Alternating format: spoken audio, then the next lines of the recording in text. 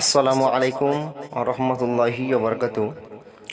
আজকের ভিডিওটি হচ্ছে যে কোন ধরনের ব্যক্তি জাহান্নামের আগুন থেকে মুক্তি পাবে।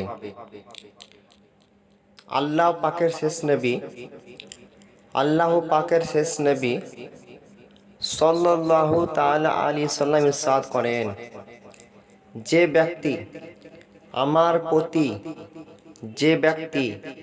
আমার প্রতি প্রতিদিন 100 বার দরুদে পাক পড়বে, আল্লাহ পাক তার 100টি প্রয়োজন পূরণ করবেন, যার মধ্যে সবচেয়ে সহজটি হলো তার জাহান্নামের আগুন থেকে মুক্ত।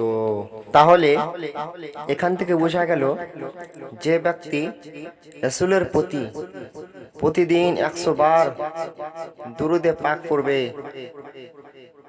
আল্লাহ পাক তাকে জাহান্নাম থেকে মুক্তি দিবেন। তো আমরা সকলেই ইনশাআল্লাহ দুরূদে পাক প্রতিদিন 100 বার পড়ার চেষ্টা করব ইনশাআল্লাহ।